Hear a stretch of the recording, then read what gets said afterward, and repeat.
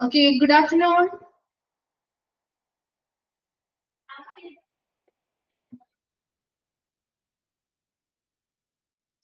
Good afternoon.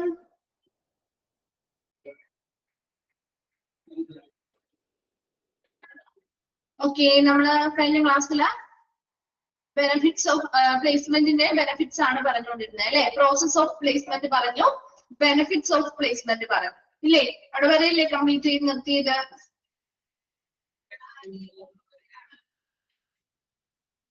അവിടെ വരെയല്ലേ complete ചെയ്തത്? ഒന്ന് റിപ്ലൈ ചെയ്തേ.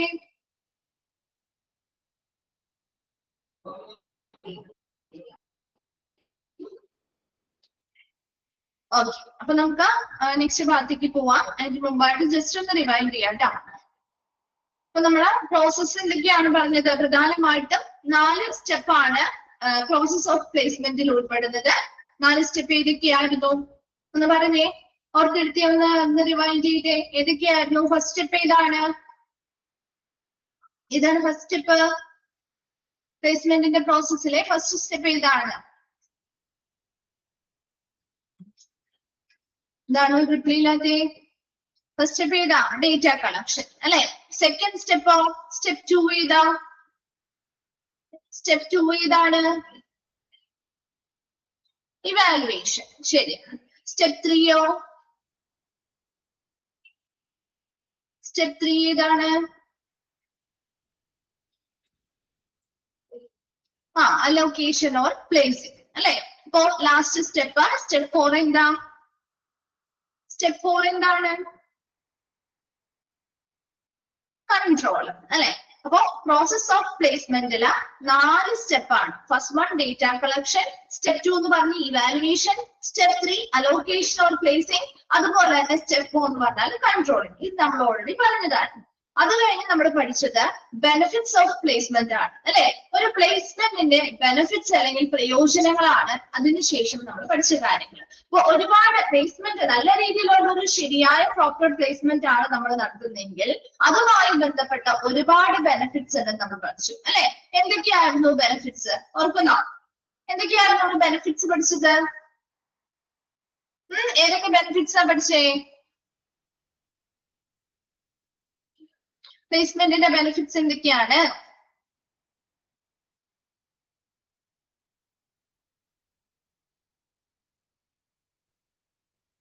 എന്തൊക്കെയാണ് ബെനിഫിറ്റ്സ്?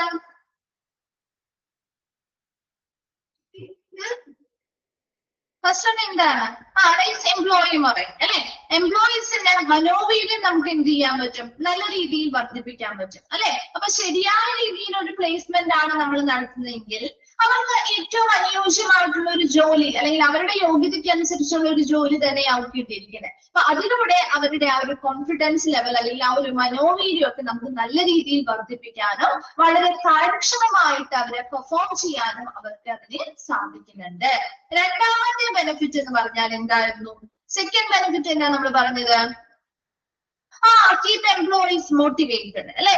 എംപ്ലോയീസിന് എപ്പോഴും നല്ല പ്രചോദനമുള്ളവരായിട്ട് നിലനിർത്താനായിട്ട് ഇത് സഹായിക്കുന്നുണ്ട്. കാരണം എന്താണ്? അവർക്ക് നല്ല പ്രോപ്പർലി അവരെ നല്ല രീതിയിൽ തന്നെ പ്ലേസ്മെന്റ് കൊടുക്കാണ്.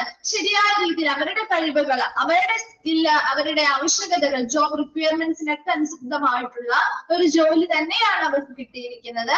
അതിലൂടെ അവർക്ക് വളരെ നല്ല രീതിയിൽ അവരെ മോട്ടിവേറ്റ് ചെയ്യാനും അതിനനുസരിച്ച് നല്ല രീതിയിലുള്ള ഒരു ഔട്ട്പുട്ട് നമുക്ക് തരാനും ഈ ഒരു ജോലിയിലൂടെ ശരിയായ പ്ലേസ്മെന്റിലൂടെ സഹായിക്കുന്നുണ്ട്.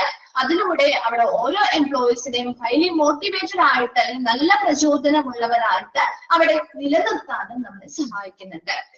മൂന്നാമത്തെ ബെനിഫിറ്റ്സ് എന്താ പറഞ്ഞേ?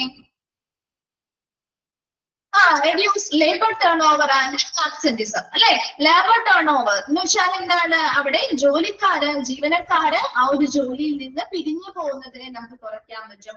അതുപോലെ തന്നെ ആബ്സെന്റിസം അല്ലെ, ഹാജരാവാതിരിക്കലും ഒക്കെ നമുക്ക് എന്ത് ചെയ്യാൻ പറ്റും? ഒരു പരിധി വരെയും കുറയ്ക്കാനായിട്ട് സാധിക്കും. അപ്പൊ ഇവിടെ ജീവനക്കാര് അവർക്ക് മടുപ്പ് അനുഭവപ്പെടുമ്പോൾ അല്ലെങ്കിൽ ആ ജോലിയോട് താല്പര്യമില്ലാതെ വരുമ്പോഴാണ് കൂടുതലും നമ്മൾ അബ്സെന്റ് ആവുന്നതും അതുപോലെ തന്നെ ആ ജോലിയിൽ നിന്ന് പിരിഞ്ഞു കൊണ്ടുപോകാനുള്ള സാഹചര്യങ്ങളും ഉണ്ടാകുന്നത്. പക്ഷെ ഇവിടെ അവർക്ക് അനുയോജ്യമായിട്ടുള്ള ഒരു ജോലിയാണ് കിട്ടിയിരിക്കുന്നത്. അവർക്ക് കഴിവും സ്കില്ലും ഉള്ള മേഖലയിലെ ജോലി തന്നെയാണ് കിട്ടിയിരിക്കുന്നത്. അതുകൊണ്ട് തന്നെ അവർക്ക് ആ ജോലിയിൽ തുടരാനായിരിക്കും താല്പര്യം.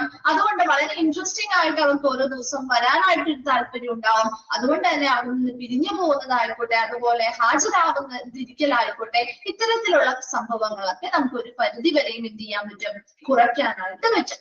ദെൻ നാലാമത്തത് എന്താ പറഞ്ഞത്? ഇതാണ് നാലാമത്തെ ബെനിഫിറ്റ്. ഇൻക്രീസ് എംപ്ലോയി എഫിഷ്യൻസി അല്ലെ. എംപ്ലോയീസിന്റെ എഫിഷ്യൻസി അല്ലെങ്കിൽ കാര്യക്ഷമത നമുക്ക് വർദ്ധിപ്പിക്കാനായിട്ട് പറ്റും അല്ലെ. അതായത് നല്ല രീതിയിൽ നല്ല ജോലിയാണ് അല്ലെങ്കിൽ നല്ല രീതിയിലുള്ള ഒരു പ്ലേസ്മെന്റ് ആണ് നമ്മൾ നടത്തുന്നതെങ്കിൽ അവിടെ നല്ല രീതിയിൽ അവിടെ എംപ്ലോയീസിനെ ബെറ്റർ ആയിട്ട് നല്ല രീതിയിൽ പെർഫോം ചെയ്യാനും നല്ല കാരണം അവരെപ്പോഴും മോട്ടിവേറ്റഡ് ആയിരിക്കും അല്ലെ. എഫേർട്ട്ലെസ് ആയിട്ട് അവർക്ക് വർക്ക് ചെയ്യാനായിട്ട് സാധിക്കും. വളരെ പങ്ക്ച്വൽ ആയിരിക്കും. അതുപോലെ തന്നെ അവിടെ യാതൊരുവിധ തെറ്റോ കാര്യങ്ങളോ വരുത്താതെ അവർ നല്ല രീതിയിൽ വർക്ക് ചെയ്യുന്നത് കൊണ്ട് തന്നെ അവരുടെ ആ ഒരു കാര്യക്ഷമത, ആ ഒരു പെർഫോമൻസിലുള്ള ആ ഒരു കാര്യക്ഷമത നമുക്ക് എന്ത് ചെയ്യാൻ പറ്റും, ഇൻക്രീസ് ചെയ്യാൻ അല്ലെങ്കിൽ വർദ്ധിപ്പിക്കാൻ സാധിക്കുന്നുണ്ട്. ഫിഫ്ത് വൺ എന്താണ്? Fifth one? Keep employees satisfied അല്ലെ. എംപ്ലോയീസിന് എപ്പോഴും നമുക്ക് എന്ത് ചെയ്യാൻ പറ്റും, സംതൃപ്തരായിട്ട് നിലനിർത്താനായിട്ട് സാധിക്കും. കാരണം എന്താ, അവർക്ക് ഇഷ്ടപ്പെട്ട ജോലി അല്ലെങ്കിൽ അവരുടെ സ്കില്ലിനനുസരിച്ചുള്ള ജോലിയാണ് കൊടുക്കുന്നത്. അപ്പൊ അവർക്ക് അവിടെ ഒരു ബുദ്ധിമുട്ടോ കാര്യങ്ങളോ ഒരിക്കലും അനുഭവപ്പെടുന്നില്ല.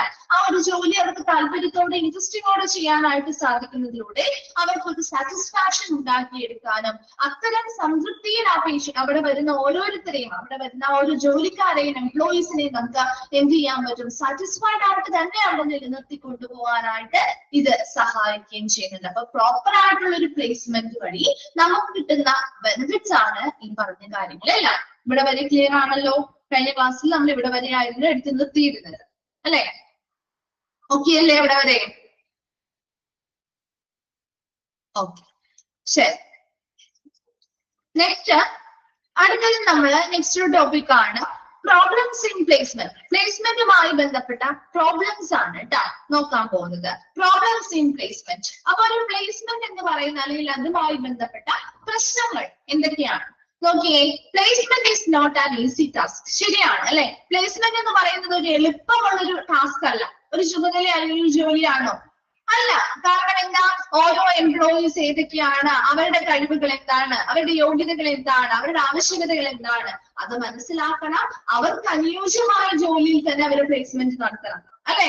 അപ്പൊ അവിടെ ഒരുപാട് കാര്യങ്ങൾ നമ്മള് മാനദണ്ഡങ്ങൾ വെച്ച് ഒരുപാട് കാര്യങ്ങൾ കമ്പയർ ചെയ്ത് അനുയോജ്യമാണോ മാച്ചിങ് ആണോ എന്നൊക്കെ പരിശോധിച്ച് വേണം ഒരു എംപ്ലോയിയെ പ്ലേസ് ചെയ്യാനായിട്ട്. പെട്ടെന്ന് നമുക്ക് ചെയ്യാൻ പറ്റുന്ന ഒരു ടാസ്ക് ആണോ അത്? അല്ല. ഈസി ടാസ്കും അല്ല അല്ലെ. അപ്പൊ നല്ലൊരു പ്ലേസ്മെന്റ് ആയിരിക്കണം അല്ലെങ്കിൽ അതിനനുസരിച്ച് നമുക്ക് നല്ലൊരു റിസൾട്ട് കിട്ടണമെങ്കിൽ ശരിയായ പ്ലേസ്മെന്റ് നടത്തുമ്പോഴാണ് നമുക്ക് കിട്ടുക അല്ലെ. അപ്പൊ അതിനുവേണ്ടി നമുക്ക് കുറച്ചധികം ബുദ്ധിമുട്ടുകൾ അനുഭവപ്പെടേണ്ടതായിട്ട് വരും. അല്ലെങ്കിൽ അതൊരു ഈസി ടാസ്ക് ഒരിക്കലും ഒരു ഈസി ആയിട്ടുള്ള ഒരു എളുപ്പമുള്ള ഒരു ടാസ്ക് അല്ല. It needs to match employees skills with job requirement. എപ്പോഴും ഒരു എംപ്ലോയീസിന്റെ കഴിവുകളും ആ ജോലിയുടെ ആവശ്യകതകളും തമ്മിൽ മാച്ച് ആവണം. മാച്ചാവണ്ടേ? എന്നാലല്ലേ നമുക്ക് ശരിയായ ഒരു പ്ലേസ്മെന്റ് നടത്താൻ പറ്റുള്ളൂ അല്ലെ. എംപ്ലോയീസിന്റെ കഴിവുകൾ വേറെയാണ്, ജോലിയുടെ ആവശ്യകതകൾ വേറെയാണ്. അത്തരത്തിലുള്ള ഒരു എംപ്ലോയിയെ കൊണ്ടുവന്ന് ഈ ഒരു ജോലിയിൽ ഇട്ട് കഴിഞ്ഞാൽ അവർക്ക് സാറ്റിസ്ഫൈഡ് ആവും. അതുപോലെ തന്നെ അവർക്ക് വളരെ എഫക്റ്റീവായിട്ട് പെർഫോം ചെയ്യാനും പറ്റും? പറ്റില്ല അല്ലെ. അവരുടെ സ്കിൽസ്, നോളജ്, അവരുടെ യോഗ്യതകൾ എന്താണോ അതിനനുസരിച്ച് ഉള്ള ഒരു ജോലിയായിരിക്കണം. അപ്പോഴാണ് നമുക്ക് മാച്ച് ചെയ്യാൻ പറ്റുക അല്ലെ. ഇവിടെ എപ്പോഴും ആ ഒരു ജോലിയുടെ ആവശ്യകതയ്ക്ക് അനുസൃതമായിട്ടുള്ള അതിനനുസരിച്ച് മാച്ചിങ് ആയിട്ടുള്ള എംപ്ലോയി സ്കിൽസ് ഉള്ളവരാണ് എങ്കിൽ അവിടെ നല്ലൊരു മാച്ച് ആയിരിക്കും അല്ലെങ്കിൽ നല്ലൊരു പൊരുത്തം അതിൽ തമ്മിൽ ഉണ്ടാവും. അപ്പൊ അത്തരത്തില് മാച്ച് ആയിട്ടുള്ള എംപ്ലോയീസിനെ ആ ഒരു ജോലിയുടെ ആവശ്യകതയ്ക്ക് അനുസരിച്ച് സ്കില്ലുകളുള്ള മാച്ച് ആയിട്ടുള്ള എംപ്ലോയീസിനെ വേണം നമ്മൾ എപ്പോഴും പ്ലേസ് ചെയ്യാനായിട്ട് അല്ലെങ്കിൽ നിയമിക്കാനായിട്ട്. The HR manager try to make it justifiable and effective. Still few problems arise. Some of the problems are as follows. അപ്പൊ എപ്പോഴും ഒരു HR മാനേജർ മാക്സിമം ട്രൈ ചെയ്യാറുണ്ട് ന്യായപരമായിട്ടുള്ള വളരെ കാര്യക്ഷമമായിട്ടുള്ള രീതിയിൽ ഇത്തരത്തിലുള്ള പ്ലേസ്മെന്റ് നടത്താനായിട്ട് അവര് മാക്സിമം എന്ത് ചെയ്യാറുണ്ട്, ട്രൈ ചെയ്യാറുണ്ട്. എന്നാൽ പോലും ചെറിയ ചെറിയ പ്രശ്നങ്ങള് still few problems arise. ചെറിയ ചെറിയ പ്രശ്നങ്ങളെങ്കിലും അതിൽ നിന്നാണെങ്കിലും അതിന്റെ ഭാഗത്തു നിന്നാണെങ്കിലും വരാറുണ്ട്. സോ അത്തരത്തില് ഒരു പ്ലേസ്മെന്റുമായി ബന്ധപ്പെട്ട് വരുന്ന പുതിയ അല്ലെങ്കിൽ ചെറിയ ചെറിയ പ്രശ്നങ്ങളായിരിക്കാം കേട്ടോ. അത്തരത്തില് പ്ലേസ്മെന്റുമായി ബന്ധപ്പെട്ട് വരുന്ന അറൈസ് ചെയ്യുന്ന കുറച്ച് പ്രോബ്ലംസ് ആണ് നമ്മൾ ഇനി താഴെ പഠിക്കുന്നത്. അപ്പോ അതില് ഫസ്റ്റ് വൺ ഓരോ പ്രോബ്ലംസ് ആയിട്ട് എടുക്കാണ് കേട്ടോ. ഫസ്റ്റ് വൺ ആണ് എംപ്ലോയി എക്സ്പെക്ടേഷൻ. എന്താണ് എംപ്ലോയി എക്സ്പെക്ടേഷൻ എന്നതുകൊണ്ട് ഉദ്ദേശിക്കുന്നത്? എംപ്ലോയീസിന്റെ എക്സ്പെക്ടേഷൻ അല്ലെ? അവിടെ എംപ്ലോയീസിന് ഒരുപാട് പ്രതീക്ഷകൾ ഉണ്ടാവും ഇല്ലേ? നമ്മളൊരു ജോലിക്ക് പോകുമ്പോൾ നമുക്ക് ഒരുപാട് പ്രതീക്ഷകളില്ലേ? ഇല്ലേ? നമ്മളൊരു ജോലിക്ക് പോകുമ്പോൾ ആ ജോലി അങ്ങനെയായിരിക്കാം, ഇങ്ങനെയായിരിക്കാം, അവിടെ നമുക്ക് കിട്ടേണ്ടതായിട്ടുള്ള എൻവയോൺമെന്റ് ഇങ്ങനെയായിരിക്കണം എന്നൊക്കെ നമുക്ക് ഒരുപാട് പ്രതീക്ഷകളോട് കൂടിയല്ലേ നമ്മളൊരു ജോലിക്ക് പോകുന്നേ? ആണോ? ആണോ? അതെ അല്ലെ? എല്ലാവരും അങ്ങനെ തന്നെയാണ്. അപ്പൊ അവിടെ ആ എംപ്ലോയീസിന്റെ എക്സ്പെക്ടേഷനുമായി ബന്ധപ്പെട്ട എന്തെങ്കിലും പ്രശ്നങ്ങൾ വരാൻ നോക്കിയേ. The main problem of placement is employee expectation. Employees generally expect high salary, difficult tasks, and autonomy, and if their job does not fulfill their expectation, they feel that they are in a job which is not appropriate for them. അപ്പൊ നമുക്കറിയാം, നമ്മളൊരു ജോലിക്ക് പോകുമ്പോൾ നമ്മൾ എപ്പോഴും ഏതൊരു ജോലിയുമായി ബന്ധപ്പെട്ട് നമുക്കൊരു ജോലി കിട്ടേണ്ടത് നല്ല സാലറിയുള്ള ഒരു ജോലി ആയിരിക്കണം. നമ്മൾ ചിന്തിക്കാറുള്ള കാര്യമല്ലേ? അല്ലെ? കുറച്ച് ഡിഫിക്കൽട്ട് ആയിട്ടുള്ള ടാസ്കുകളൊക്കെ നമുക്ക് ചെയ്യാൻ പറ്റുന്ന, കുറച്ചും കൂടി ഇൻട്രസ്റ്റിംഗ് ആയിട്ട് നമുക്ക് കുറച്ചും കൂടി ഇൻവോൾവ്മെന്റ് കൊടുത്ത് നമ്മുടെ മാക്സിമം എഫേർട്ട് കൊടുത്ത് ചെയ്യാൻ പറ്റുന്ന, ഡിഫിക്കൽട്ട് ടാസ്കുകൾ ചെയ്യാൻ പറ്റുന്ന, ഹൈ സാലറി അല്ലെ, നല്ല ഉയർന്ന രീതിയിലുള്ള വരുമാനം നമുക്ക് കിട്ടുന്ന രീതിയിൽ അല്ലെങ്കിൽ ശമ്പളം കിട്ടുന്ന രീതിയിൽ, ആ ഓട്ടോണോമി, നമുക്കൊരു സ്വയം ഭരണം അല്ലെങ്കിൽ നമ്മുടെ സ്വന്തമായിട്ട് ഇൻഡിപെൻഡന്റ് ആയിട്ട് നമുക്ക് ചെയ്യാൻ പറ്റുന്ന അല്ലെ, മറ്റൊരാളുടെയും കീഴിൽ നിൽക്കാതെ അല്ലെങ്കിൽ നമുക്ക് സ്വയമായിട്ടുള്ള ഫ്രീഡത്തോടു കൂടി ചെയ്യാൻ പറ്റുന്ന ഒരു ജോലി കിട്ടുക എന്ന് പറയുന്നത് ഏതൊരു എംപ്ലോയിയും പ്രതീക്ഷിക്കുന്ന കാര്യമല്ലേ? ആണോ? ഏതൊരു എംപ്ലോയി ഒരു ജോലിയെ കുറിച്ച് നമുക്ക് പ്രതീക്ഷിക്കുന്ന കാര്യങ്ങളാണ് അല്ലെ?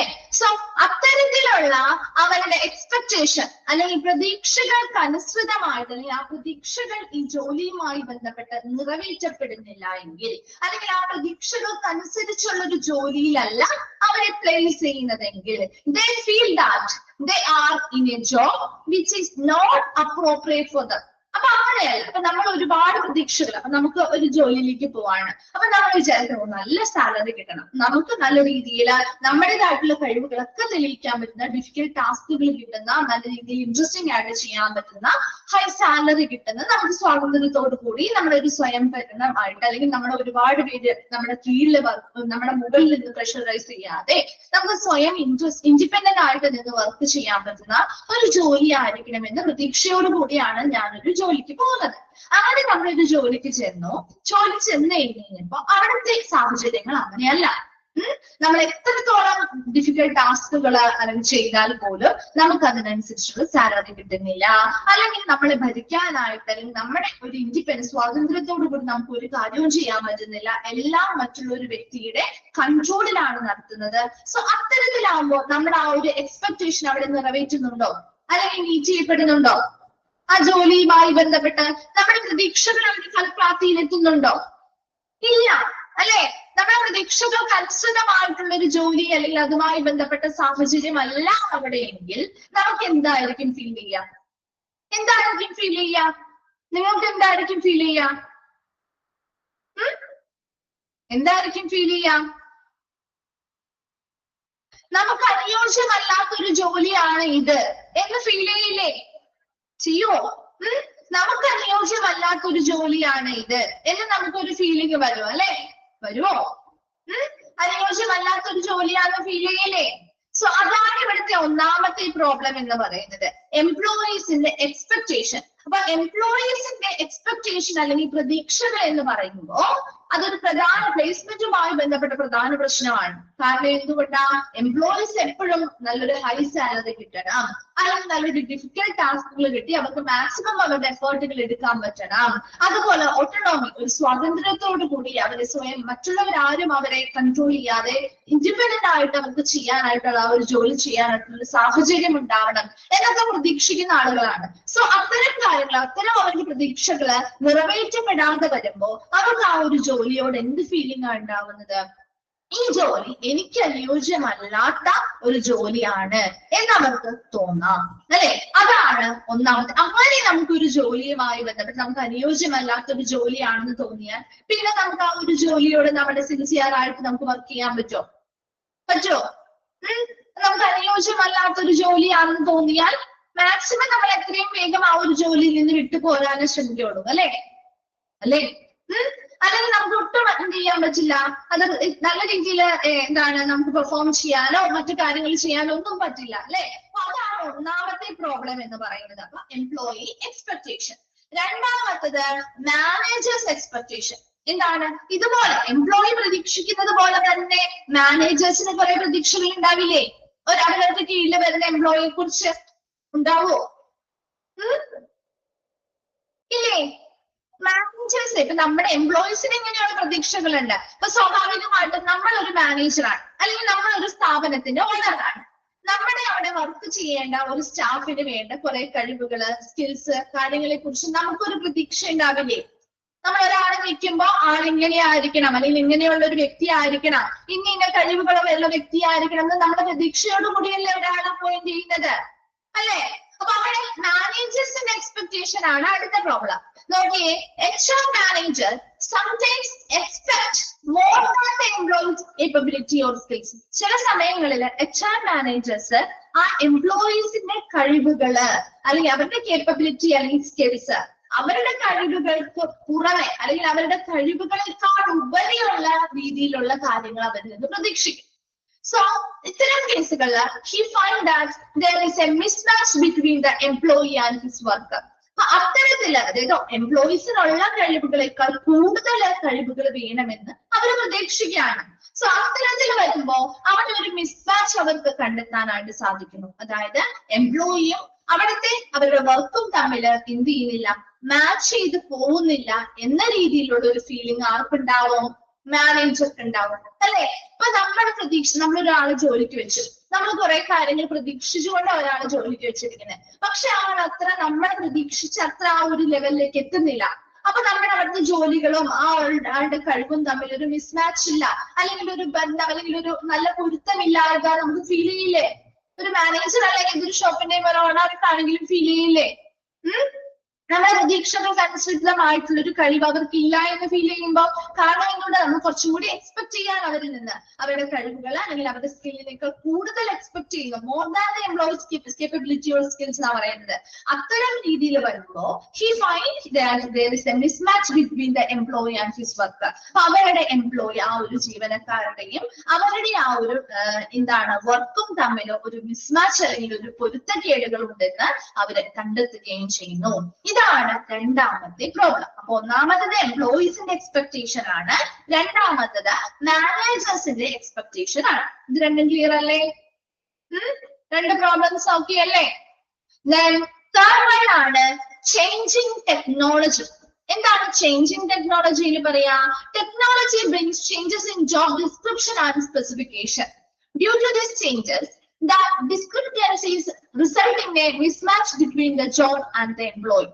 അപ്പൊ നമുക്കറിയാം ചേഞ്ചിങ് ടെക്നോളജി, ഓരോ സമയത്തും സാങ്കേതിക വിദ്യകളില് മാറ്റങ്ങൾ വരുന്നുണ്ട്, ഇല്ലേ?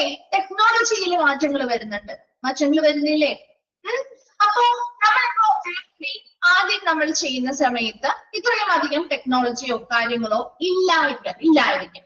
പക്ഷെ കുറച്ച് ചേഞ്ചസ് വരുന്നതിനനുസരിച്ച് പല മാറ്റങ്ങൾ ഇത്തരം ടെക്നോളജീസിൽ കൊണ്ടുവരാം. പുതിയതായിട്ടുള്ള സിസ്റ്റംസോ കാര്യങ്ങളോ ഒക്കെ വന്നേക്കാം, അല്ലെ? സോഫ്റ്റ്വെയർസോ കാര്യങ്ങളോ ഒക്കെ ആഡ് ചെയ്തേക്കാം. അത്തരം സന്ദർഭങ്ങളിൽ ഈ ഒരു ജോലിയുമായി ബന്ധപ്പെട്ട ആ ഒരു ജോലിയുടെ ഡിസ്ക്രിപ്ഷൻ, ആ ജോലിയുടെ പ്രത്യേകത അല്ലെങ്കിൽ സ്പെസിഫിക്കേഷൻ ആയിക്കോട്ടെ, അതിന്റെ വിവരണമായിക്കോട്ടെ, ഇതിലും മാറ്റങ്ങൾ വരില്ലേ? ഒരു ജോലിയുമായി ബന്ധപ്പെട്ട് ചെയ്യുന്ന ടാസ്കുകളായിക്കോട്ടെ, സ്പെസിഫിക്കേഷൻസ് ആയിക്കോട്ടെ, അത്തരം കാര്യങ്ങളിലും ഈ ഒരു ടെക്നോളജിയിൽ വരുന്ന മാറ്റങ്ങൾ സ്വാധീനിക്കുന്നില്ലേ? ഉണ്ടോ? അപ്പൊ ഇത്തരത്തിലുള്ള ചേഞ്ചസ് വരുമ്പോ അവിടെ ഒരു മിസ്മാച്ച് വരും. ആ ജോലിയിൽ ആ എംപ്ലോയിയും തമ്മിൽ. കാരണം എന്താ?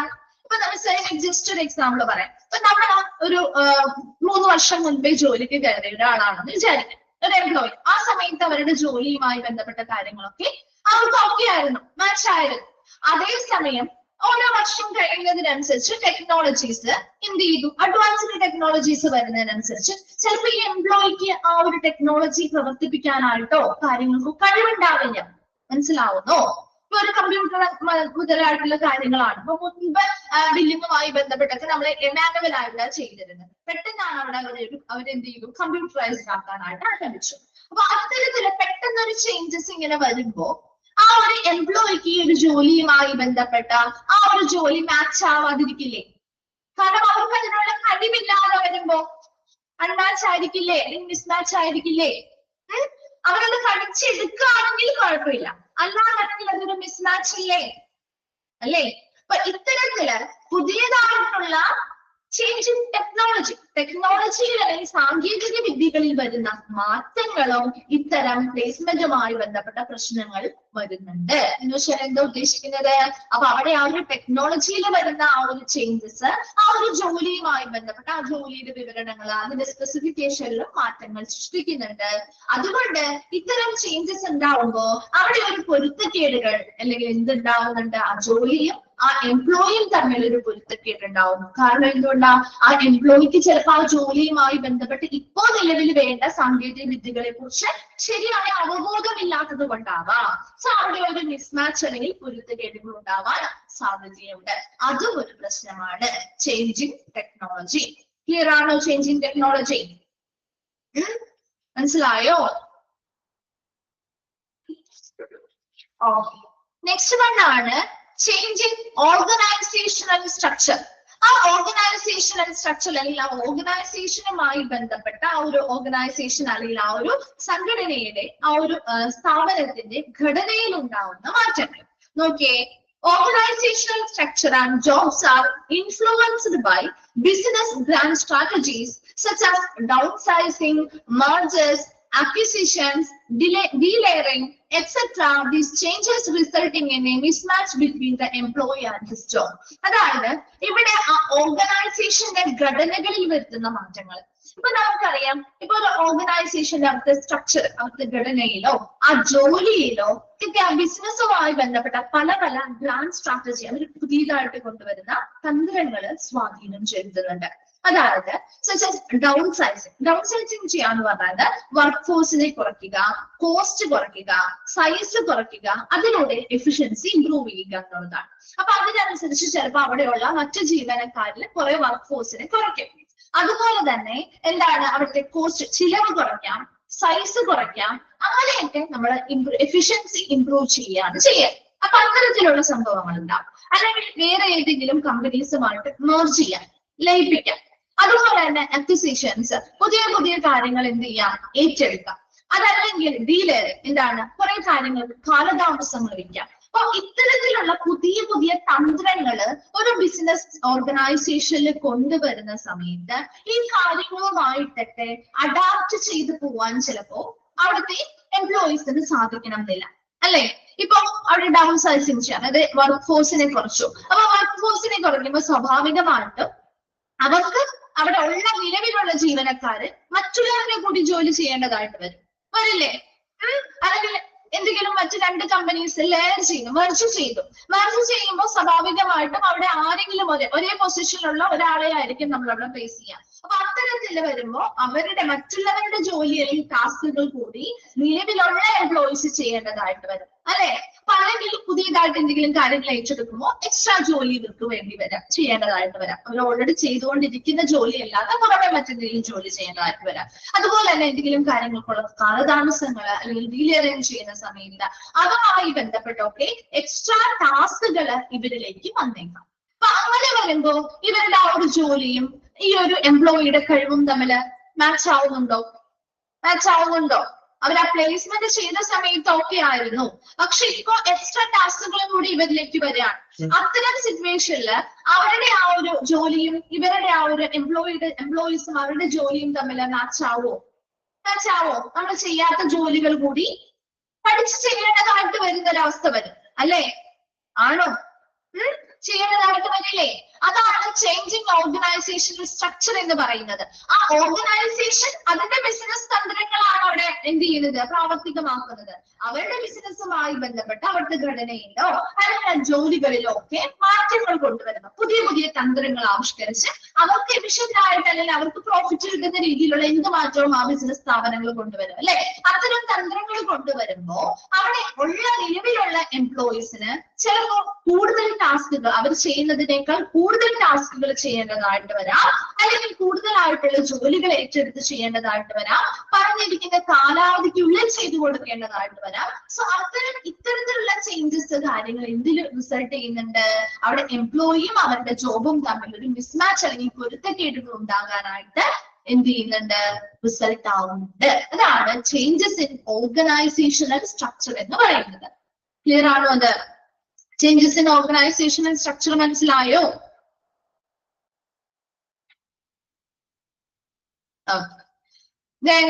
അടുത്തതാണ് social and psychological factors. Social and psychological ഫാക്ടേഴ്സിൽ പറയുന്നത് mismatch sometimes is also due to social and psychological factors involved in the teamwork or group formation. അപ്പൊ നമുക്കറിയാം ആ സ്ഥാപനത്തിൽ ഈ പ്ലേസ്മെന്റുമായി ബന്ധപ്പെട്ട കാര്യങ്ങൾ മാത്രമല്ല, ആ ഒരു ഓർഗനൈസേഷനിലെ അവരുടെ ടീം വർക്ക് ആയിക്കോട്ടെ അല്ലെങ്കിൽ അവിടെയുള്ള ആ ഒരു ഗ്രൂപ്പ് ഫോർമേഷനുമായി ബന്ധപ്പെട്ട് അവരുടെ ചിലപ്പോ മാനസികമായിട്ടുള്ള എന്തെങ്കിലും ഘടകങ്ങളാവാം, സാമൂഹ്യപരമായിട്ടുള്ള ഘടകങ്ങളാവാം, അവിടുത്തെ ആ ഒരു പ്രവർത്തന അന്തരീക്ഷമാവാം, അതിലേക്ക് ചിലപ്പോൾ അവർക്കൊരു ജോബുമായിട്ടൊരു മിസ്മാച്ച് ചിലപ്പോൾ തോന്നിയേക്കാം. അതാണ് സോഷ്യൽ ആൻഡ് സൈക്കോളജിക്കൽ ഫാക്ടർ എന്ന് പറയുന്നത്. അപ്പൊ അവിടെ ഒരു ടീം വർക്ക് ആയിട്ട് നമുക്ക് പ്രവർത്തിക്കേണ്ടതായിട്ട് വരുന്ന ഒരു സാഹചര്യം വരുന്നു. അപ്പൊ എല്ലാ ടീം മെമ്പേഴ്സും ഒരുപോലെ നമ്മളോട് പെരുമാറുന്നില്ല, അല്ലെങ്കിൽ വലിയ രീതിയിലുള്ള എന്താണ് വിവേചനങ്ങളോ അല്ലെങ്കിൽ മാറ്റി നിർത്തലുകളോ അല്ലെങ്കിൽ എങ്ങനെ എന്തെങ്കിലും പ്രശ്നങ്ങൾ അറൈസ് ചെയ്യാം, അല്ലെങ്കിൽ ഗ്രൂപ്പ് ഫോർമേഷനുമായി ബന്ധപ്പെട്ട് ഇത്തരത്തില് എന്താണ് വേർതിരിവുകളോ കാര്യങ്ങളോ കാണിക്കാം, അല്ലെങ്കിൽ ആ ഒരു ഓട്ടോണോമി നമുക്ക് കിട്ടുന്നില്ല, അല്ലെങ്കിൽ അവര് എപ്പോഴും ഒരു കൺട്രോൾഡ് ആയിട്ടുള്ള രീതിയിൽ നമ്മളോട് പെരുമാറുന്നു, നമുക്ക് ഒട്ടും അഡാപ്റ്റ് ചെയ്യാൻ പറ്റുന്ന രീതിയിലുള്ള ഒരു എൻവയോൺമെന്റ് അല്ല. അത്തരത്തില് സോഷ്യൽ ആൻഡ് സൈക്കോളജിക്കൽ സാമൂഹ്യപരമായിട്ടും മാനസികപരമായിട്ടുമുള്ള പല ഘടകങ്ങളും ഈ പറയുന്ന ഒരു ശരിയായ പ്ലേസ്മെന്റ് അല്ല എങ്കിൽ അതിനെ ബാധിക്കാവുന്ന കാര്യമാണ്. അതാണ് സോഷ്യൽ ആൻഡ് സൈക്കോളജിക്കൽ ഫാക്ടർ. അത് കോമൺ ആയിട്ട് വരുന്ന നമുക്ക് സാമൂഹ്യപരമായിട്ടുള്ള അവിടുത്തെ ബിഹേവിയേഴ്സ് ആയിക്കോട്ടെ, അവിടുത്തെ കൾച്ചർ ആയിക്കോട്ടെ, ഒരു ടീം വർക്ക് രൂപീകരിക്കുക അല്ലെങ്കിൽ ഒരു ഗ്രൂപ്പ് ഫോർമേഷനുമായി ബന്ധപ്പെട്ടൊക്കെ ഉണ്ടാകുന്ന സോഷ്യൽ ആൻഡ് സൈക്കോളജിക്കൽ ഫാക്ടേഴ്സും ചിലപ്പോ ആ ജോലിയുമായിട്ട് നമുക്ക് അത്ര പൊരുത്തപ്പെട്ടു പോകാൻ പറ്റാത്ത രീതിയിലായിരിക്കും. അതാണ് സോഷ്യൽ ആൻഡ് സൈക്കോളജിക്കൽ ഫാക്ടേഴ്സ് എന്ന് പറയുന്നത്. ക്ലിയർ ആണല്ലോ ഇത്? ഓക്കെ അല്ലേ?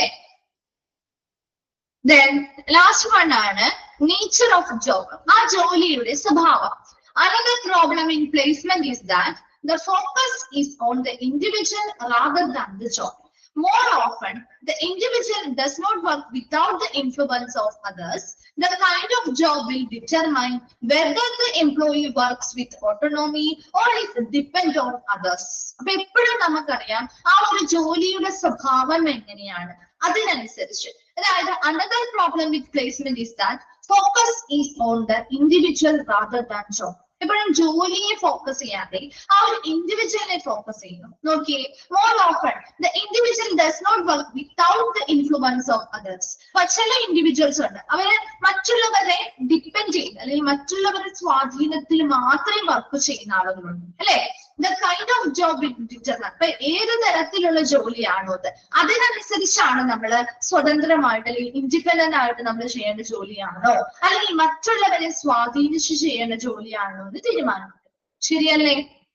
ഇപ്പൊ ചില ജോലികൾ നമ്മൾ സ്വതന്ത്രമായിട്ട് ചെയ്യേണ്ടതായിട്ടുണ്ട് ഇല്ലേ. ഇൻഡിപെൻഡന്റ് ആയിട്ട് നമ്മൾ സ്വമേധയാ നമ്മൾ സ്വാതന്ത്ര്യം എടുത്ത് നമ്മൾ തന്നെ ഓരോ കാര്യങ്ങളും ചെയ്ത് ആ ഒരു ടാർഗറ്റ് അച്ചീവ് ചെയ്യുന്നതായിട്ട് വരുന്നു. ശരിയല്ലേ? എല്ലാ ജോലിക്കും മറ്റൊരാളെ നമുക്ക് ഡിപ്പെൻഡ് ചെയ്യാൻ പറ്റുമോ?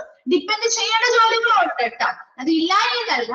പക്ഷെ ഏത് തരത്തിലുള്ള ജോലിയാണോ ഇത്, അതിനനുസരിച്ച് വേണം നമ്മൾ എന്ത് ചെയ്യാനായിട്ട്, ആ ജോലി കൈകാര്യം ചെയ്യാനായിട്ട് അല്ലെ. ഇൻഡിപെൻഡന്റ് ആയിട്ട് ചെയ്യുന്ന ജോലിയാണെങ്കിൽ അത് രീതിയിൽ ചെയ്യണം, അല്ലാതെ മറ്റുള്ളവരെ സ്വാധീനിക്കുകയോ അല്ലെങ്കിൽ ഡിപ്പെൻഡ് ചെയ്തോ അല്ല നമ്മൾ ചെയ്യേണ്ടത്. സോ അത്തരത്തില് വരുന്ന കാര്യങ്ങൾ. അപ്പൊ ചിലപ്പോ ചില ആളുകൾക്ക് മറ്റുള്ളവരുടെ ഡിപ്പെൻഡ് ചെയ്ത് മാത്രമേ ജോലി ചെയ്യാൻ പറ്റൂന്നുണ്ടാവും അല്ലേ.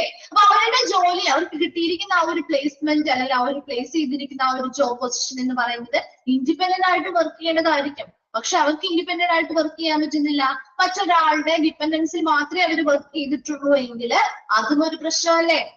അല്ലേ? ആ ജോലിയുമായി ബന്ധപ്പെട്ട് അവർ ഫേസ് ചെയ്യുന്ന ഒരു പ്രശ്നമല്ലേ? അല്ലെങ്കിൽ മിസ്മാച്ച് അല്ലേ ഇത്? ആണോ? നമുക്ക് മറ്റൊരാളുടെ സഹായത്തോടു കൂടി മാത്രമേ എന്ത് ജോലിയും ചെയ്യാൻ പറ്റുള്ളൂ.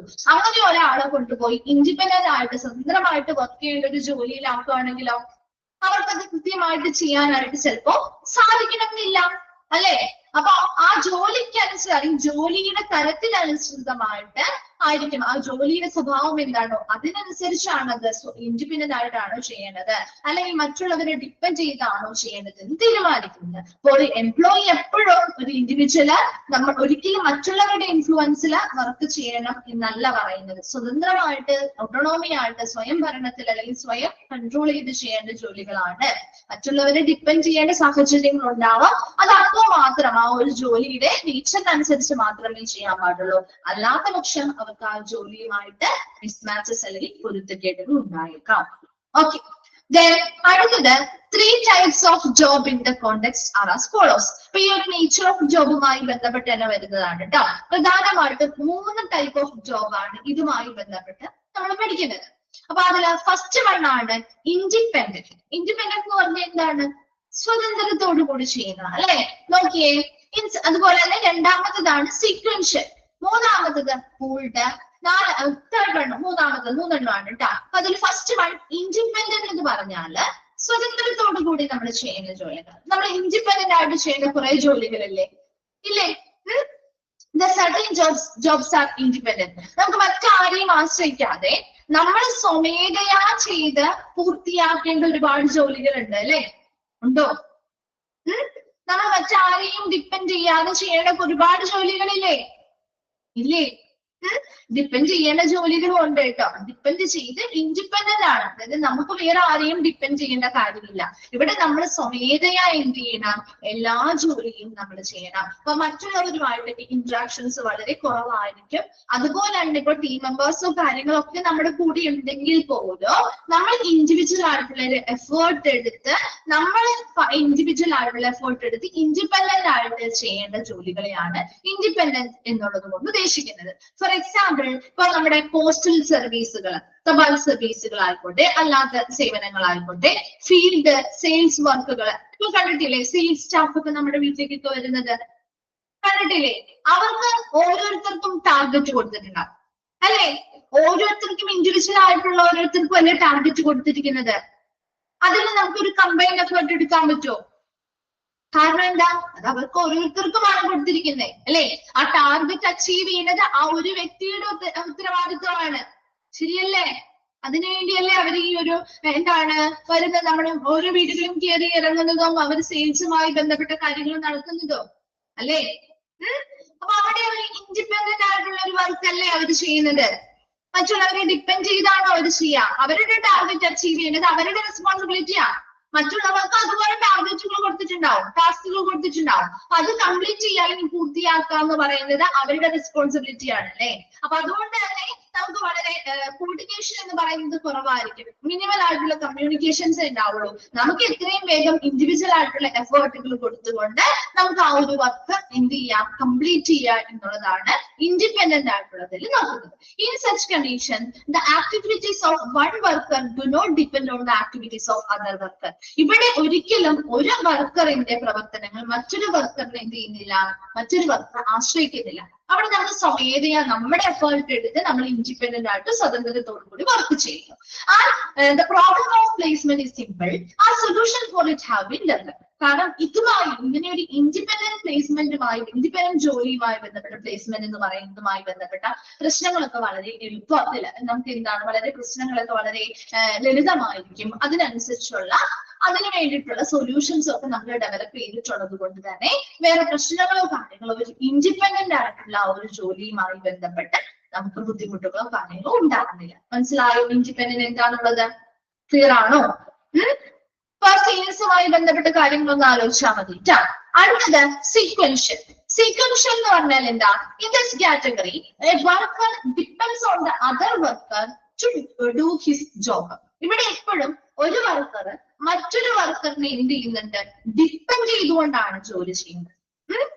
അപ്പോ assembly lines are the best example of sequential jobs എന്ന് വെച്ചാൽ എന്താ ഉദ്ദേശിക്കുന്നത്?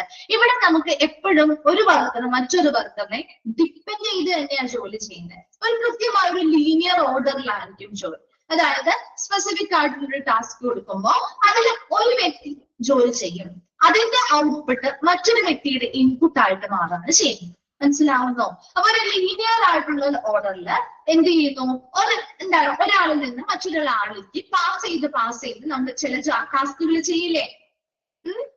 ചില ടാസ്കുകൾ ചെയ്യില്ലേ? അത് ഒരു വ്യക്തിക്ക് പൂർത്തിയാക്കാൻ പറ്റാത്തതായിരിക്കും. അപ്പൊ ഒരാള് കുറച്ച് ഭാഗം ചെയ്യും, അതിനുശേഷം അടുത്ത നെക്സ്റ്റ് സ്റ്റെപ്പ് ചെയ്യുന്നത് അടുത്ത ആളായിരിക്കും. അങ്ങനെ ഒരു ലീനിയർ ഓർഡറിൽ ചെയ്യുന്ന ചില ജോലികളുണ്ട്, ഇല്ലേ? ഉണ്ടോ?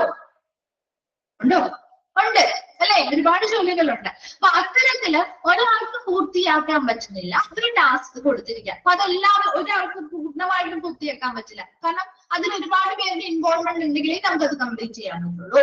അപ്പൊ അതിന് വേണ്ടിയിട്ട് ശരിക്കും ഒരു സീക്വൻഷ്യൽ എന്ന് പറഞ്ഞ ഒരു അസംബ്ലി ലൈൻസ് അല്ലെങ്കിൽ ഒരു ലീനിയർ ഓർഡറില് നമ്മൾ ജോലികൾ എന്ത് ചെയ്യുന്നു, ഒരു വ്യക്തി മറ്റൊരു വ്യക്തിയെ ആശ്രയിച്ചുകൊണ്ട് ജോലികൾ ചെയ്യുന്നു. അതായത് അവർക്ക് അവരുടേതായിട്ടുള്ള സീനിയർ ലെവലിലുള്ള ആളുകൾ ഉണ്ടായിരിക്കും. അപ്പൊ സിമ്പിൾ ടാസ്കുകൾ ആദ്യം ചെയ്യും, അതിനുശേഷം ആ ഒരു ഔട്ട്പുട്ട് മറ്റൊരു വ്യക്തിക്ക് കൊടുക്കും, അത് അവരുടെ ഇൻപുട്ട് ആക്കിയിട്ട് അവർ അതിൽ കുറച്ച് വർക്ക് ചെയ്യും, അതിനുശേഷം അടുത്ത ആളിലേക്ക് കൈമാറും. ഇങ്ങനെ കൈമാറി പോകുന്ന ജോലിയാണ് സീക്വൻഷ്യൽ ജോബ് എന്ന് പറയുന്നത്. മനസ്സിലായോ? ഇൻഡിപെൻഡന്റും സീക്വൻഷ്യലും തമ്മിലുള്ള വ്യത്യാസം ക്ലിയർ ആണോ? ഓക്കെ അല്ലേ? തേർഡ് വൺ ആണ് പൂൾഡ്. പൂൾഡ് എന്ന് പറഞ്ഞാൽ high independence is present among the activities when the jobs are pooled. Okay, the end result is the joint effort of all the workers. Teamwork matters a lot in such jobs. Example of pooled jobs are project team, temporary task forces, and assembly team, etc. So pooled എന്ന് പറഞ്ഞാല് ഇവിടെ നമ്മൾ ആരെയും depend ചെയ്യുന്നില്ല. ഇപ്പൊ team work ഒക്കെ നിങ്ങൾ project team അല്ലെങ്കിൽ ടീം വർക്കുകൾ കണ്ടിട്ടില്ലേ? അപ്പൊ അവിടെ ഓരോരുത്തരും ഇൻഡിവിജ്വൽ ആയിട്ടുള്ള ജോലികൾ ചെയ്യണം, പക്ഷേ ലാസ്റ്റ് വരുന്നവരുടെ എൻഡ് റിസൾട്ട് എന്ന് പറയുന്നത് ഒരു ഗ്രൂപ്പ് എഫേർട്ട് ആയിരിക്കും. മനസ്സിലാവുന്നോ? അവർക്ക് ആയിട്ടുള്ള ഇൻഡിപെൻഡന്റ് വർക്ക് അവർ ചെയ്യേണ്ടതായിട്ടുണ്ട്. ഒരു ടീം മെമ്പർ ആണ്, ഒരു പ്രൊജക്ട് ടീമിലെ അംഗമാണെന്ന് വിചാരിക്കാം. അപ്പൊ അവരുടെ ഹയസ്റ്റ് ലെവൽ ഓഫ് ഇൻഡിപെൻഡൻസ്, അതായത് ഉയർന്ന നിലവാരത്തിൽ അല്ലെങ്കിൽ ഉയർന്ന ലെവലിലുള്ള സ്വാതന്ത്ര്യത്തോടു കൂടി അല്ലെങ്കിൽ ഇൻഡിപെൻഡന്റ് ആയിട്ട് തന്നെ അവർ ചെയ്യേണ്ടതായിട്ടുണ്ട്. അതിലെ മെമ്പേഴ്സ് എല്ലാം കുറച്ചുകൂടി അങ്ങോട്ടും ഇങ്ങോട്ടും ഇന്ററാക്ട് ചെയ്യുന്നുണ്ട്, കൊളാബറേഷൻസ് സഹകരണങ്ങൾ നടത്തുന്നുണ്ട്. അതുപോലെ തന്നെ എന്താണ് എല്ലാവരുടെയും ആ ഒരു ഇൻപുട്ട് എന്ന് പറയുന്നത് അതിൽ വരുന്നുണ്ട്.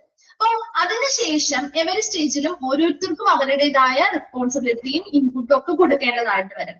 അതിനുശേഷം ഇത്തരത്തിലുള്ള കോർഡിനേഷൻസും കാര്യങ്ങളൊക്കെ ചെയ്ത് ജോയിന്റ് ആയിട്ടൊരു പ്രോബ്ലത്തെ സോൾവ് ചെയ്യുന്നതിനെയാണ് നമ്മൾ എന്ത് പൂൾഡ് എന്ന് ഉദ്ദേശിക്കുന്നത്. അപ്പൊ ആ ഒരു പ്രൊജക്റ്റിനനുസരിച്ച് അതിന്റെ റിസൾട്ട് എന്ന് പറയുമ്പോൾ ഇപ്പൊ ഒരു എന്താണ് ഇപ്പൊ ഒരു സർജിക്കൽ ടീം, ഒരു എക്സാമ്പിൾ പറയുകയാണെ, സർജിക്കൽ ടീം അവർ ഓരോരുത്തരും അതിൽ ഓരോ ആളുകൾ ഉൾപ്പെടുന്നു, അവർക്ക് അവരുടേതായ ടാസ്കുകൾ ഉണ്ടാവും അല്ലെ? അവരവരുടേതായ ജോലികൾ അവർ തന്നെ ചെയ്യേണ്ടതായിട്ട് വരും, ഇല്ലേ?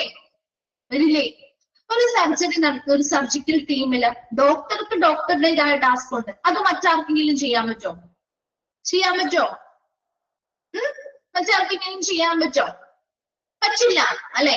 അതുപോലെ ഒരു നേഴ്സ് ചെയ്യേണ്ട ഡ്യൂട്ടീസ് അവർ തന്നെ ചെയ്യണം എന്ന് കരുതി അവിടെ ഒരു ടീം വർക്ക് ഉണ്ട്, ഇല്ലേ?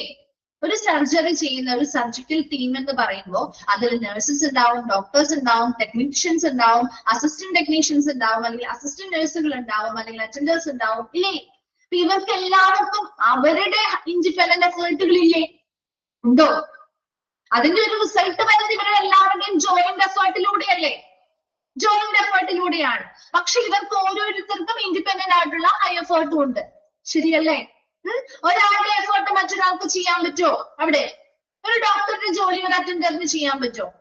പറ്റില്ല അല്ലെ? അത് അവര് തന്നെ ചെയ്യേണ്ട ടാസ്ക് ആണ്. അപ്പൊ അത്തരത്തില് ഓരോ സ്റ്റെപ്പിലും ഇവരുടെ ഹൈ എഫേർട്ടുകൾ വരുന്നുണ്ട്, പക്ഷെ ലാസ്റ്റ് കിട്ടുന്ന ആ ഒരു ഔട്ട്പുട്ട് എന്ന് പറയുന്നത് ഇവരുടെ ജോയിന്റ് എഫേർട്ടിലൂടെ കിട്ടുന്നതായിരിക്കും. മനസ്സിലായോ? പൂൾഡ് എന്ന് പറയുന്നത്. അപ്പൊ ഒരു ടീം വർക്ക് ആയിട്ട് നിന്ന് അവർ പ്രവർത്തിക്കുന്നുണ്ടെങ്കിൽ പോലും നല്ലൊരു സഹകരണത്തോടു കൂടിയൊക്കെ പ്രവർത്തിക്കുന്നത്. അപ്പൊ അവർക്ക് ഓരോരുത്തരും അവരുടെ ആ ഒരു ഇൻഡിപെൻഡന്റ് ആയിട്ട് ജോലികൾ ചെയ്യുന്നുണ്ട്, എഫേർട്ടുകൾ കൊടുക്കുന്നുണ്ട്. പക്ഷെ ലാസ്റ്റ് നമുക്ക് കിട്ടുന്ന ആ ഒരു എൻഡ് റിസൾട്ട് എന്ന് പറയുന്നത് ഇവരുടെ എല്ലാവരുടെയും ആ ഒരു ഇൻഡിപെൻഡന്റ് ആയിട്ടുള്ള എഫേർട്ടിന്റെ ഫലമാണ് നമുക്ക് ലാസ്റ്റ് കിട്ടുന്ന ആ ഒരു റിസൾട്ട് എന്ന് പറയുന്നത്. ക്ലിയർ ആണോ പൂൾഡ്? അപ്പൊ ഇൻഡിപെൻഡന്റ് എന്ന് പറഞ്ഞാൽ ഇവിടെ ആരെയും ആശ്രയിക്കുന്നില്ല. അവർ ഇൻഡിപെൻഡന്റ് ആയിട്ട് തന്നെ സ്വതന്ത്രമായിട്ട് ജോലി ചെയ്യുന്നു. ഓരോരുത്തരും മറ്റൊരാളുടെ ഡിപ്പെൻഡ് ചെയ്യാതെ, ആക്ടിവിറ്റീസിൽ ഡിപ്പെൻഡ് ചെയ്യാതെ സ്വന്തമായിട്ട് ചെയ്യാണ് ചെയ്യുക. അപ്പൊ അതിന് അവരുടെ ടാർഗറ്റുകൾ, കാര്യങ്ങൾ അവർ അച്ചീവ് ചെയ്യുന്നതിന് വേണ്ടി അവര് സ്വന്തമായിട്ടുള്ള എഫേർട്ടുകൾ എടുക്കുന്നു. മറ്റൊരാളെയും ഡിപ്പെൻഡ് ചെയ്യുന്നില്ല. ഒരു സഹകരണവും കാര്യങ്ങളോ മറ്റുള്ളവരുമായിട്ട് വളരെ കുറവായിരിക്കും. സീക്വൻഷ്യൽ എന്ന് പറയുമ്പോൾ ഇവിടെ നമുക്ക് ഒരു വ്യക്തിക്ക് ഒറ്റയ്ക്കല്ല അവർ ചെയ്യുന്നത്. അവർ മറ്റൊരാളെ ഡിപ്പെൻഡ് ചെയ്താണ് ഓരോ ടാസ്കും ചെയ്യുന്നത്. അതിൽ ഒരു സീക്വൻഷ്യൽ ഓർഡറിൽ അല്ലെങ്കിൽ ഒരു ലീനിയർ ഓർഡറിൽ, അസംബ്ലി ലൈനിലാണ് ഈ ഒരു ജോലി പോകുന്നത്. അപ്പൊ അവിടെ ഒരു ഗ്രൂപ്പ് അല്ലെങ്കിൽ ഒരു വ്യക്തി ഒരു ടാസ്ക് കുറച്ച് കംപ്ലീറ്റ് ചെയ്യും. അവരുടെ ആ ഒരു ഘട്ടം കഴിഞ്ഞാൽ അവരത് അടുത്ത ആളിലേക്ക് കൈമാറും. അടുത്ത ആള് ഇത് ഡിപ്പെൻഡ് ചെയ്ത് ഇതിന്റെ കണ്ടിന്യൂസ് ആയിട്ടുള്ള മറ്റു കാര്യങ്ങൾ ചെയ്യും. അങ്ങനെ ഒരു സീക്വൻഷ്യൽ ഓർഡറിൽ പോകുന്നതിനെയാണ് സീക്വൻഷ്യൽ ജോബ് എന്ന് പറയുന്നത്. പൂൾഡ് എന്ന് പറയുമ്പോൾ ഒരു ടീം വർക്കിനെ ഓർത്താൽ മതി, ഒരു പ്രൊജക്ട് ടീം അല്ലെങ്കിൽ ഒരു സർജിക്കൽ ടീമിനെ ഓർത്താൽ മതി. അവിടെ ഓരോരുത്തർക്കും അവരുടേതായ ഇൻഡിവിജ്വൽ എഫേർട്ടുകൾ അവർ എടുക്കുന്നുണ്ട്.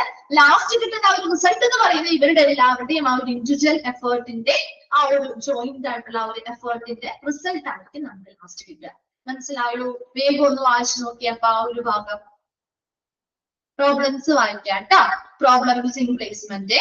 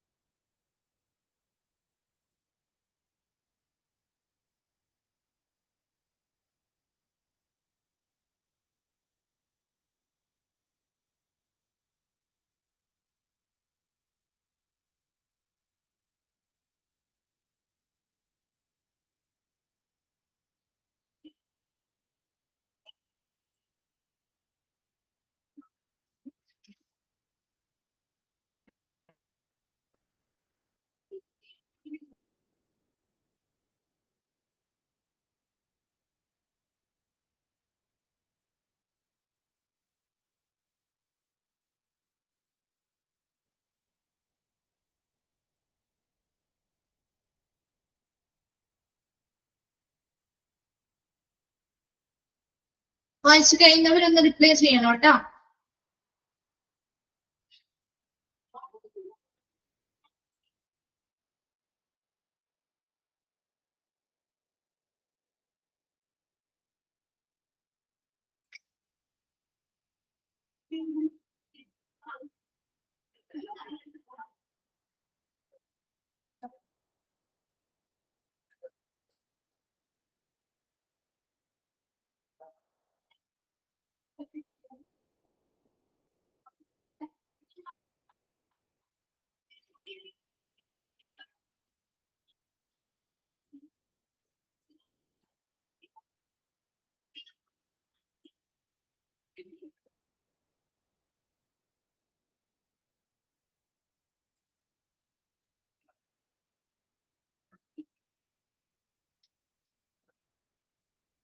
ക്ലിയർ ആണോ ഇത്?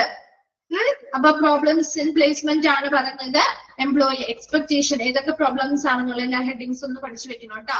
എംപ്ലോയി എക്സ്പെക്ടേഷൻ പറഞ്ഞു, മാനേജേഴ്സിന്റെ എക്സ്പെക്ടേഷൻ പറഞ്ഞു, ചേഞ്ചിങ് ടെക്നോളജി, ടെക്നോളജിയിൽ വരുന്ന മാറ്റങ്ങളിലൂടെ ഉണ്ടാവുന്ന പ്രശ്നങ്ങള്, ഓർഗനൈസേഷന്റെ സ്ട്രക്ചറൽസിൽ ഉണ്ടാവുന്ന ചേഞ്ചസിൽ വരുന്ന പ്രശ്നങ്ങള്, social and psychological factor, nature of job.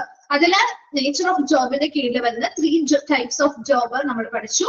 ഏതൊക്കെയായിരുന്നു? Independent, sequential, pooled. കേട്ടോ, ഇത്രയും വേഗം ഒന്ന് നോക്കണം കേട്ടോ, നോക്കി വെക്കണം, ചോദിക്കാനുള്ള ഭാഗമാണ് പ്രോബ്ലംസ് ഇൻ പ്ലേസ്മെന്റ് കേട്ടോ. അപ്പൊ അതിന് ആ ഒരു 6 എണ്ണത്തിന്റെയും പേര് നിങ്ങൾ ആ ഒരു ഹെഡിങ്സ് നോക്കിയാൽ മതി.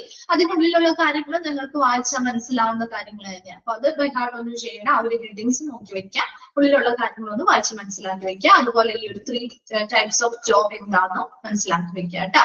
നമ്മുടെ ഈ ഒരു ചാപ്റ്ററും കൂടി ഈ ഒരു ഭാഗം കൂടി കംപ്ലീറ്റ് ആയിട്ടുണ്ട്. നിങ്ങൾക്ക് ഏതെങ്കിലും ഭാഗം കംപ്ലീറ്റ് ആവാത്തതുണ്ടോ? ഈ ഒരു ചാപ്റ്ററിന്റെ തന്നെ ഓറിയന്റേഷൻ ആണ് എടുത്തത്, ആ ഭാഗം കംപ്ലീറ്റ് അവനുണ്ടോ? സോളിഡ്സ് എടുക്കുന്നത് ഓറിയന്റേഷൻ ഭാഗമാണോ? ഓക്കെ. വേറെ ഏതെങ്കിലും ഭാഗങ്ങൾ കംപ്ലീറ്റ് ആവാനുണ്ടോ? ഒരുപാട് മൂല്യമില്ല, കുറച്ചല്ലേ ഉണ്ടാവുള്ളൂ അല്ലെ? കുറച്ച് ഭാഗം മാത്രമല്ലേ ഉള്ളൂ ഇനി കംപ്ലീറ്റ് ആവാനായിട്ട്. Okay okay. അപ്പൊ നമ്മുടെ ലാസ്റ്റ് മിസ്സിന്റെ ഭാഗം കംപ്ലീറ്റ് ആയിട്ടോ. അപ്പൊ മിസ് 3 ചാപ്റ്റേഴ്സ് ആണ് പ്രധാനമായിട്ടും, മെയിൻ 3 ചാപ്റ്റേഴ്സ് ആണ് എടുത്തിരിക്കുന്നത്. ട്രെയിനിങ് ആൻഡ് ഡെവലപ്മെന്റ്, അതുപോലെ തന്നെ ഗ്രീവിയൻസ്, അതുപോലെ തന്നെ എംപ്ലോയി സേഫ്റ്റി ആൻഡ് ഹെൽത്ത് എന്ന് പറഞ്ഞ 6th ചാപ്റ്റർ, അതുപോലെ തന്നെ 4th ചാപ്റ്റർ മൂന്നാമത് എടുത്തത് talent management and compensation management, അതുപോലെ ഈ ഒരു ചാപ്റ്ററിന് ഈ ഒരു പ്ലേസ്മെന്റ് എന്ന് പറയുന്ന ഭാഗം കേട്ടോ. ഇത്രയും ഭാഗങ്ങൾ മിസ് എടുത്തിട്ടുണ്ട്. അപ്പൊ അത് ഇന്ന് കഴിഞ്ഞ ക്ലാസ്സിൽ മിസ് പറഞ്ഞിട്ടുണ്ടായിരുന്നു നിങ്ങളോട് അത് റിവിഷന് വേണ്ടിയിട്ട് നമുക്കൊന്ന് നോക്കിയിട്ട് വരാൻ പറഞ്ഞിട്ടുണ്ടായിരുന്നു. നോക്കിയിട്ടുണ്ടോ? നോക്കിയിട്ടുണ്ടോ? 3 ചാപ്റ്റേഴ്സ് നോക്കിയിട്ട് വരാൻ പറഞ്ഞിട്ടുണ്ട്. ഓക്കെ, നമുക്ക് കുറച്ച് ക്വസ്റ്റ്യൻസ് നമുക്കൊന്ന് റിവൈസ് ചെയ്യാം. കുറച്ച് ക്വസ്റ്റ്യൻസ് റിവൈസ് ചെയ്യാം. ഓക്കെ അല്ലേ? അപ്പൊ മിസ് ചോദിക്കുന്ന സമയത്ത് ക്വസ്റ്റ്യൻസ് ചോദിക്കുമ്പോൾ നമുക്ക് grievance handling, discipline, employee safety and health 6th chapter എടുക്കാം കേട്ടോ. അത് കുറച്ച് ലെങ്തി ചാപ്റ്റർ ആയിരുന്നല്ലോ, അതെടുക്കാം. ഓക്കെ, അപ്പൊ അതിൽ കുറച്ച് ക്വസ്റ്റ്യൻസ് മിസ് ചോദിക്കാം. അപ്പൊ നിങ്ങൾക്ക് എഴുതിയെടുക്കണമെന്നൊന്നുമില്ല കേട്ടോ, നിങ്ങൾ പഠിച്ചിട്ടുണ്ടെങ്കിൽ ആൻസർ ചെയ്യാൻ പറ്റും കേട്ടോ. അപ്പൊ എഴുതിയെടുക്കണം എന്നൊന്നുമില്ല. ഇപ്പൊ ക്വസ്റ്റ്യൻസ് ഒന്ന് ശ്രദ്ധിച്ച് കേൾക്കുക. അതിനുശേഷം ആൻസേഴ്സ്, ക്വസ്റ്റ്യൻ ചോദിച്ചതിന് ശേഷം മാത്രം നിങ്ങൾ ഓപ്ഷൻസ് പറയാം. അപ്പൊ ഓപ്ഷനിൽ ഏത് ഓപ്ഷൻ ആണ് എന്നുള്ളതൊന്ന് ചൂസ് ചെയ്താൽ മതിയേ. അപ്പൊ അത് പഠിച്ചിട്ടുണ്ടല്ലോ അല്ലേ? എന്നാ മാത്രമേ ഇനി കിട്ടുള്ളൂ കേട്ടാ. പഠിച്ചിട്ടുണ്ടല്ലോ, നോക്കിയിട്ടില്ലേ? എന്താണ് ഒരു റിപ്ലൈ ഇല്ലാത്ത? ഓക്കെ, ഫസ്റ്റ് ക്വസ്റ്റ്യൻ ചോദിക്കുകയാണ്, A feeling of discontentment and dissatisfaction that an employee has regarding his employment is known as dash. A feeling of discontentment and dissatisfaction that an employee has regarding his employment is known as dash. Option A, discipline issue. Option B, safety hazard. Option C, grievance. And option D, health problem. ഏതാണ് answer? Option C. Very good, option C അല്ലെ? ഗ്രീവിയൻസിനെ കുറിച്ചുള്ള ഒരു definition ആണ് അല്ലെ പറയുന്നത്. A feeling of discontentment and dissatisfaction that the employee has regarding his employment is known as grievance. അല്ലെ? അതുപോലെ രണ്ടാമത്തെ question, according to Professor Jusius, a grievance is any discontent arising out of anything connected with the company that an employee feels is dash. According to Professor Jusius, a grievance is any discontent arising out of anything connected with the company that an employee feels is dash. Option A, fair and just. Option B, unfair, unjust or inadequate. Option C, a reason for promotion. Option D, a positive experience. എന്താണ് answer വരിക? എംപ്ലോയിക്ക് എന്താ feel ചെയ്യാ? ഒരു discontent arising out of anything connected with the company. Employee feels option B അല്ലെ, unfair, unjust or ഇൻഇക്വിറ്റബിൾ ആയിട്ട് feel ചെയ്യും ഇല്ലേ? അപ്പൊ അങ്ങനെയും ക്വസ്റ്റ്യൻസ് വരാട്ടോ, അതൊന്ന് ശ്രദ്ധിക്കണേ. Third one, a grievance that arises from the faulty implementation of Okay, faulty implementation of organizational policies where an employee's expectations are not met is a dash. A grievance that arises from the faulty implementation of organizational policies where an employee's expectations are not met is a dash. എന്താണ് options പറയാമേ? For factual grievance, option B, imaginary grievance, option C, disguised grievance, and option D, positive grievance. ഏതാണ് answer? Option A അല്ലെ, factual grievance കേട്ടോ. Factual grievance എന്താണ്? രമ്യ മാത്രമേ reply ചെയ്യുന്നുള്ളല്ലോ, ബാക്കി ആരും നോക്കിയിട്ടില്ലേ? ബാക്കി ആരും നോക്കിയിട്ടില്ലേ? വായിച്ചിട്ട് വരാൻ അല്ലെങ്കിൽ ഒന്ന് റിവിഷൻ ചെയ്ത് വരാൻ മിസ് കഴിഞ്ഞ ക്ലാസ്സിൽ പറഞ്ഞതാരും കേട്ടോ. അപ്പൊ നിങ്ങൾക്ക് തന്നെ മനസ്സിലാവാൻ വേണ്ടിയിട്ടാണ് ഈ ചോദ്യങ്ങളും ചോദിക്കുന്നതും റിവിഷൻസ് നടത്തുന്നതും. അപ്പൊ വളരെ കുറച്ച് ദിവസം അല്ലെങ്കിൽ ഒരു ദിവസമൊക്കെ നമുക്ക് റിവിഷന് കിട്ടുള്ളൂ മാത്സിന്. അപ്പൊ അതിനനുസരിച്ച് നിങ്ങളൊന്ന് സഹകരിക്കാൻ, നിങ്ങൾ തന്നെ ഒന്ന് പഠിച്ചിട്ട് വരാണെങ്കിൽ അത്രയും ഭാഗങ്ങൾ നിങ്ങൾക്ക് കവർ ചെയ്യാനായിട്ട് സാധിക്കും. ഇപ്പൊ എക്സാമിൻ നിങ്ങളുടെ സെക്കൻഡ് ടേം എക്സാമിന്റെ ഡേറ്റും കാര്യങ്ങളൊക്കെ വന്നോ? അറിയിച്ചിരുന്നോ? വന്നു അല്ലെ? അപ്പൊ ഡേറ്റും കാര്യങ്ങളൊക്കെ വന്നു. അപ്പൊ നമുക്ക് അധികം ദിവസം ഇല്ല എന്നുള്ളത് അറിയാലോ. 15th ആണ് അല്ലെ? അപ്പൊ ദിവസം അധികം ഇല്ല എന്നുള്ളത് അറിയാലോ. പിന്നെ എത്രയായി ഡേറ്റ്? നമുക്ക് ഇനി അധികം ഈ ദിവസങ്ങളില്ല. അപ്പൊ അതിനുശേഷം നമ്മുടെ മെയിൻ എക്സാമിലേക്ക് കിടക്കും. മൊഡ്യൂൾ എക്സാം, ടേം 2 എക്സാം ആണ്. അതിനുശേഷം നമ്മുടെ മെയിൻ എക്സാമുകളിലേക്ക് കിടക്കുന്ന സമയത്തും ഒരുപാട് ദിവസമൊന്നും നമുക്ക് ഒരുപാട് സ്റ്റഡി ലീവ് ഒന്നും പ്രതീക്ഷിക്കാനായിട്ട് നമുക്ക് പറ്റില്ല അല്ലെ? അപ്പൊ ഉള്ള സമയങ്ങളിൽ നമുക്ക് ഒരു 6 ചാപ്റ്റേഴ്സേ ആകെയുള്ളൂ. ആ ഉള്ള ചാപ്റ്റേഴ്സ് വൃത്തിയായിട്ട് പഠിക്കാനുള്ള ടൈം നിങ്ങളുടെ മുന്നിൽ ഇനിയും ഉണ്ട്. അപ്പൊ അത് മാക്സിമം കിട്ടുന്ന സമയം യൂട്ടിലൈസ് ചെയ്യാന്നുള്ളതാണ് കേട്ടോ. ഒരിക്കലും നമുക്ക് പഠിക്കാതെ പോയി നല്ല മാർക്ക് സ്കോർ ചെയ്യാനായിട്ട് ഒരു എക്സാമും നമുക്ക് പറ്റില്ല. നല്ല രീതിയിൽ നമ്മുടെ മാക്സിമം എഫേർട്ട് എടുത്ത് പഠിക്കാം.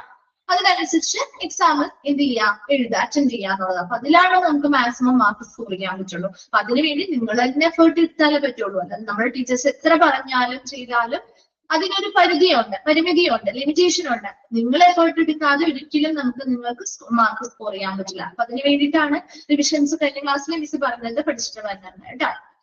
ഓക്കെ, ഇനി അടുത്ത question. When an employee is dissatisfied due to a wrong perception, negative attitude or incorrect information, it is an dash. When an employee is dissatisfied due to a wrong perception, negative attitude or incorrect information, it is an dash. Option factual grievance, option B imaginary grievance, option C disguised grievance, and option D valid grievance. ഏതാണ് answer? Option B. Very good. എന്താ? Imaginary grievance അല്ലെ? അപ്പൊ അതിലേക്ക് അത് പഠിച്ചാൽ മാത്രമേ നിങ്ങൾക്ക് answer ചെയ്യാൻ പറ്റുള്ളൂ കേട്ടോ. Then അടുത്തത്, a grievance where an employee is not aware of the true reasons for their dissatisfaction is a dash. A grievance where an employee is not aware of the true reason for their dissatisfaction is dash. Option A factual grievance, option B imaginary grievance, option C disguised grievance, and option D open grievance. ഇതാണ് option C അല്ലെ? disguised grievance ആണ്. Then അടുത്ത question. An autocratic style of management in an organization with highly qualified people can be a source of grievance related to dash. An autocratic system of and an autocratic style of management in an organization with highly qualified people can be a source of grievance related to dash. Option A working condition, option B personnel management, option B management practices, and option D employee health. ഇതാണ് answer.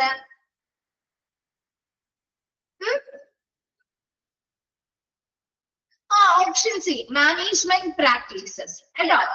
Then അടുത്ത question, a lack of communication between employees and management. A lack of communication between employees and management regarding proposed actions like layoffs or mergers can cause grievance due to a dash.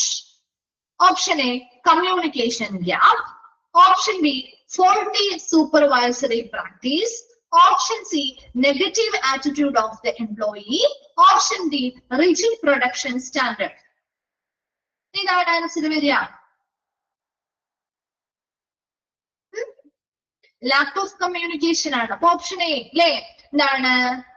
Communication gap തന്നെ ശരിയാണ് കേട്ടോ. അടുത്തത്, impractical expectations and over ambition in an employee can be a source of grievance resulting from dash. Okay, management practices, personal management, working condition, company policy. എന്താണ് impractical expectations എന്ന് പറഞ്ഞാൽ എന്താ? Personnel management അല്ലെങ്കിൽ മാൽ അഡ്ജസ്റ്റ്മെന്റുമായി ബന്ധപ്പെട്ട കാര്യങ്ങളാണ് കേട്ടോ. Next, what is the effect of unresolved grievance on production? What is the effect of unresolved grievance on production? Option A, an increase in the quality of production. Option B, a decrease in the wastage of material. And option C, a decline in the quality and quantity of productivity. Option D, a decrease in production cost. ഇതാണ് answer. C അല്ലേ? A decline in the quality and quantity of productivity. ശരിയാണ് കേട്ടോ. Then അടുത്തത്, A formal system for dealing with employee grievances in a step-by-step manner is the dash. A formal system for dealing with employee grievances in a step-by-step manner is the dash. Option A, disciplinary procedure. Option B, safety inspection. Option C, grievance redressal procedure. And option D, performance appraisal. ഇതാണ് option C, grievance redressal procedure കേട്ടോ. അപ്പൊ next ക്ലാസ്സിൽ നാളെയും കൂടി ഒരു മിസ്സിന്റെ ഒരു class ഉണ്ട്. അത് നമുക്ക് റിവിഷൻസ് ആയിരിക്കും, കണ്ടിന്യൂ ചെയ്യാം. അപ്പൊ ആ 3 ചാപ്റ്റേഴ്സും പഠിച്ചിട്ട് വരണം കേട്ടോ. അപ്പൊ അതിൽ ഇതുപോലെ കുറച്ച് ക്വസ്റ്റ്യൻസ് നമുക്ക് ഡിസ്കസ് ചെയ്യാം. നിങ്ങൾക്ക് കിട്ടുന്നുണ്ടോ ഇല്ലയോ എന്നൊക്കെ നിങ്ങൾക്ക് തന്നെ ഒന്ന് വിലയിരുത്താം കേട്ടോ. Okay, thank you.